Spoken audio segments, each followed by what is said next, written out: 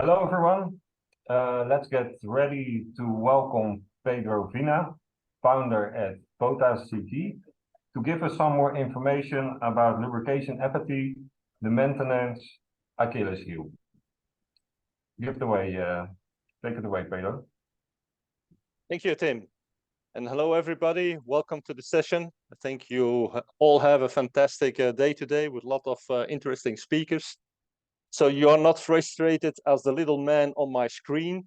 You're all happy to receive some lubrication knowledge.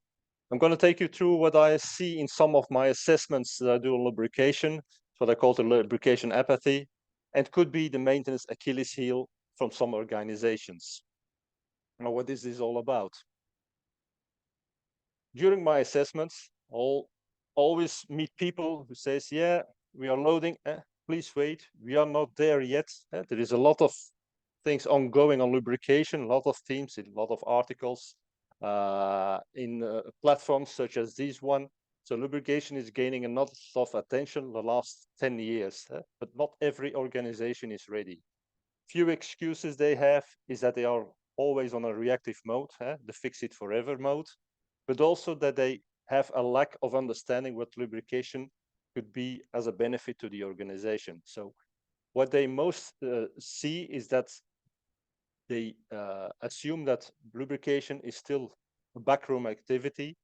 It is dirty work, it is brainless work, and we also see that a lot of these interactions of lubrications is given to the lowest paid employee in the organization, even to the lowest educated people in the organization. Now, fortunately for us, all lubrication geeks in this world, is that some companies are already there. They are applying lubrication excellence. So what is the real difference then between those guys practicing good lubrication practices and the other one that lack of lubrication practice?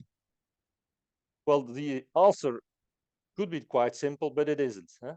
But one of the main reasons in the difference between those two companies is that the ones who are already performing some lubrication excellence, they embrace what we call a lifelong learning journey. This lifelong learning journey is also the outcome of the Future of Jobs report published by the World Economic Forum in 2023. They do it practically every year, that they look at the market, they look at the market evolution, and then they have a full report about their findings.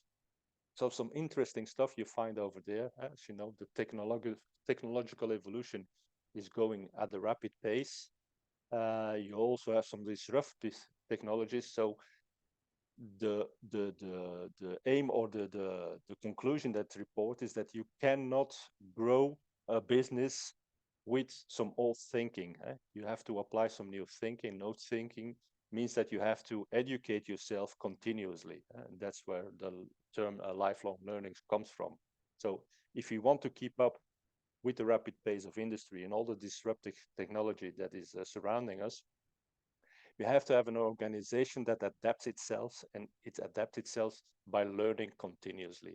Learning continuously new skills, upskill, reskill, even unskill some old adagios that we have to get rid of.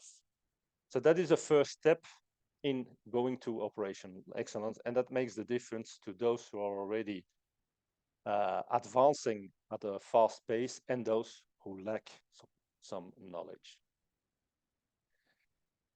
It goes even further than that. It also is an aspect of how we recruit our people. We are always looking for the sheep with the 5 legs. All of us know that there aren't few left in the market, and they already have a job offered by very large companies. And also those with the 5 legs that we call the high potentials. As of today, they start their own business. It has never been as easy as nowadays since the COVID pandemic to start your own business. And we see a lot of startups for very high potentials. So that's why some shout today that we hire for attitudes instead of skills, and we train them for skills later. And we all remember, of course, once when we applied for a job and We were accepted by the company. We all were full of energy. We were all excited to start our first day in this new company and to fulfill our dreams, of one of our dreams, to get work done. In practice, however, what we see, and especially for lubrication engineers, is that the training that was promised during the interviews is not a fact because everybody's too busy with other stuff. So training, a lack of training, means that most lubrication engineers, they will get an oiler, they will get a grease gun, they will get a tour in the factory, some safety videos to see, and then it is plug and play. Do your job. You're expected to do what you can do because we hired you. And we often see that it's most of the time also a skills mismatch. So what they thought it would be isn't what it is going to be. So we see they are frustrated. Some of them resign, but some of them will keep on going for the rest of their career in your company. And you don't want such guys to have you on board for your lubrication technology. Another aspect is that some will be motivated, or everybody starts motivated, and at a certain time, they pass the frustration border. And what they get is an on-the-job training. Now, an on-the-job training is good as such. You get to work alongside someone who is experienced in these tasks, who has done it for many years, and who relies on what we call a tribal knowledge. Things he has learned from the past, things he has been experimenting with, and then he forms his own little knowledge. But what we see today is we have a generation Y in our workforce, and a generation Y is typically one who asks questions. If you give them a task, they will ask you why. What is the issue with the task? Why should I do the task? What is the benefit for me? What is the benefit for the company?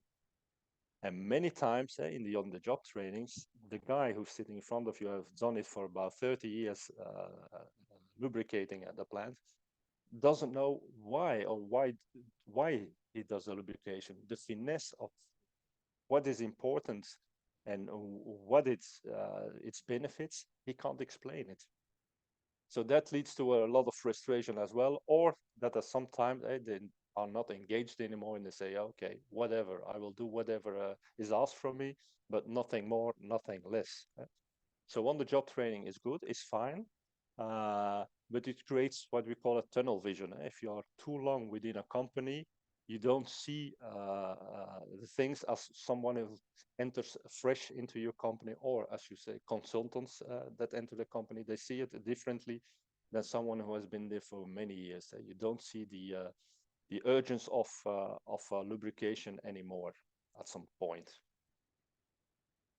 Luckily for all industries, there are also a third party that we call the passionate workers. The passionate workers, they are self-directed. They ask for training. If they don't get the training, as I said, as being self-directed, they seek their training.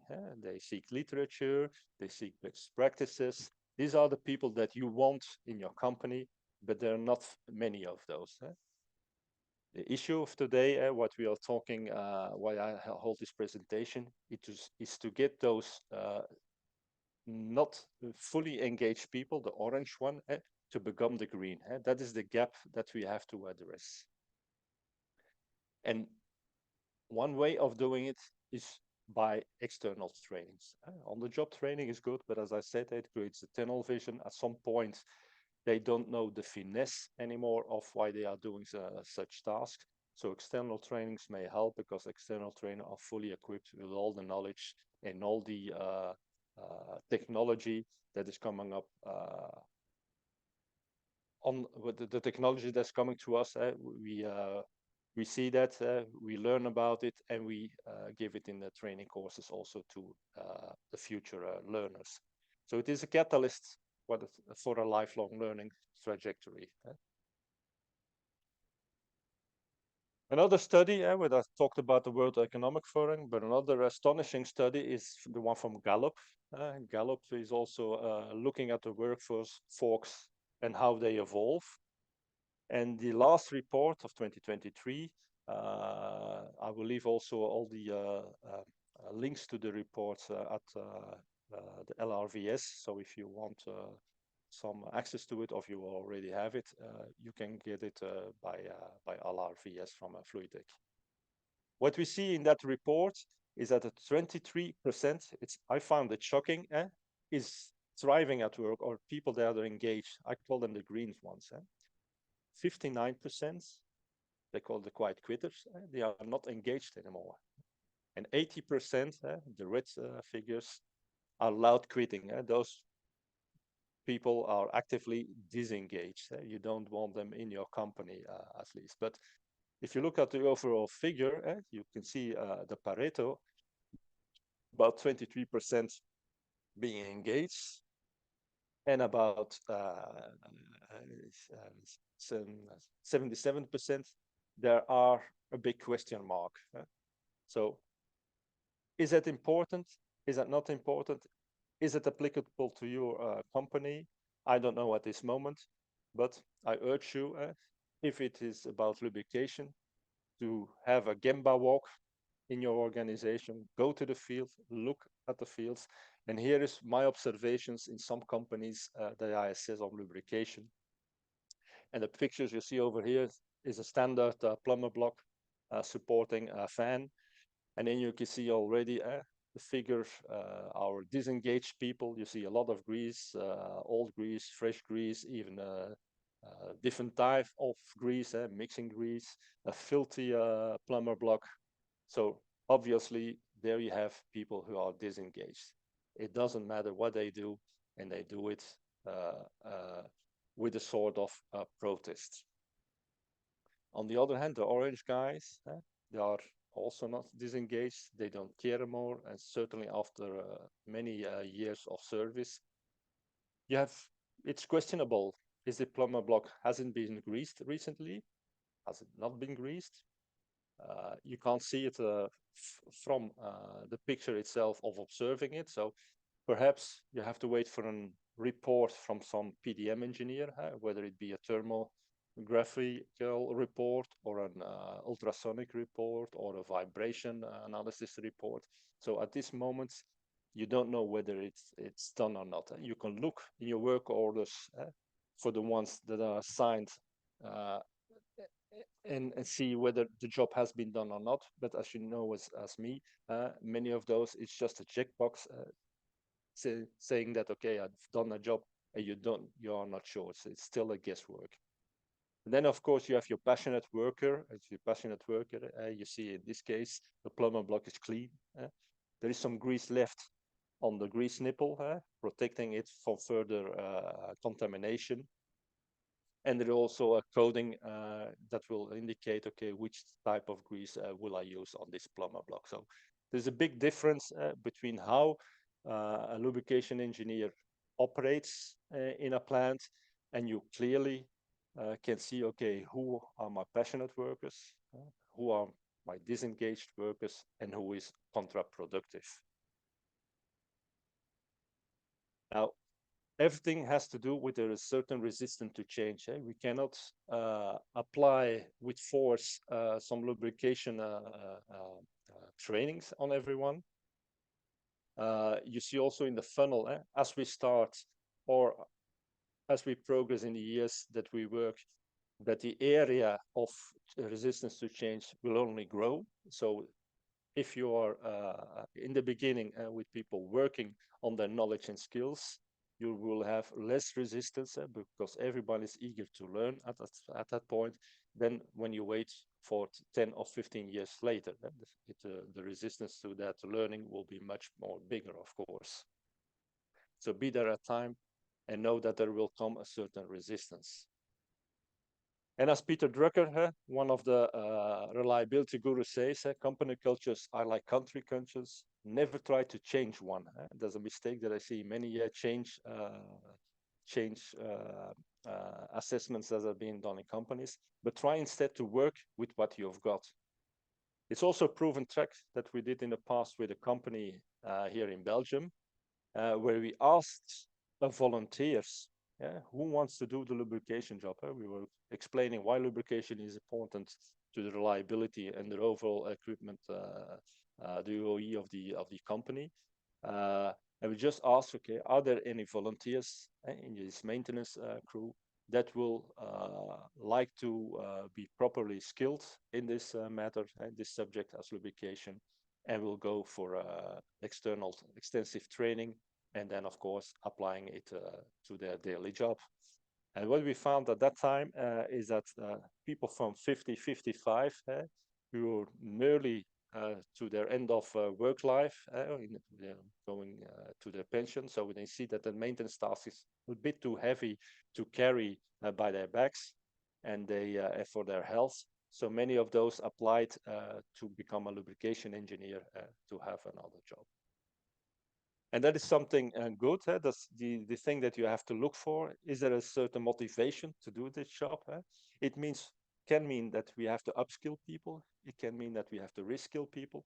And if it unskill some old adagios from how they did lubrication, that we have to face them with the new competencies to do it well from the first time. The pitfall, however, that we see in many of those companies is if there is no lack of a leader, if there is no leadership support or a lack of leadership support, then you will have more problems than you have ever started in the beginning with. If people don't feel supported at the time with their choice, their intrinsic motivation to choose to go for another direction, but if they don't get any support from their leaders, they will soon get frustrated as well, and that's something we don't want. You see, the same thing applies for the passionate worker. If there is no lack of leadership, you will see a little bump. He will be angry at some point, but he recovers himself because he's so passionate in his work. He will recover. He's intrinsically motivated. He's self-directed. He knows what to do. He knows where to find all the learning, and he will keep on going. The problem, however, also with the passionate workers is if you have 2 or 3 times a bump with the leadership, they will leave the company as well, because they are someone everybody wants to employ. So it's no problem with that. So leadership support is mandatory to be successful for this purpose. And what does it mean? It means that you will have a training partner. You have all the MLEs, MLAs, LLAs, all the training facilities available by ICML. They also have milestones to reach to the goal of being an excellent lubricator, of a lubricator specialist. And it's those milestones that will help succeed the motivated worker to become a passionate worker for lubrication. And it is a key for what we call the lifelong learning. Also with the certification, you will always have to apply to be recertified after a certain period, not to slack on your knowledge, so that your knowledge will be always at the top of what is ongoing lubrication. We all know also in the lubrication field that compared to 30 years ago, tribology has made enormous progress in the lubrication products as well, whether it be the oil, whether it be grease. There are a lot of progress made during the years thanks to the field of tribology. So learning and continuously learning will be key and mandatory for success of lubrication excellence. It will mean that we stop with the angry guy that I showed you in the beginning, that always will circle around in the circle of insanity, doing the things all over and over again and expecting the same results. I think Albert Einstein said it at the time. So we have to get out of that circle of insanity and start a new journey by training on lubrication and lubrication excellence. I think, looking at my timer, the 20 minutes I respected it. So time for your thoughts, questions. We have another 10 minutes, I think, Tim, to respond to any of the questions there. Thank you.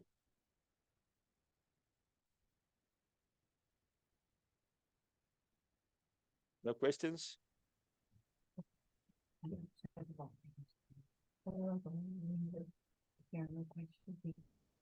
Okay. If there are no questions, we can close the session. So thank you very much, Pedro, for your presentation. You're welcome. Thank you for having me. You're welcome. And see you next year. Okay. All right. Bye-bye. Bye-bye.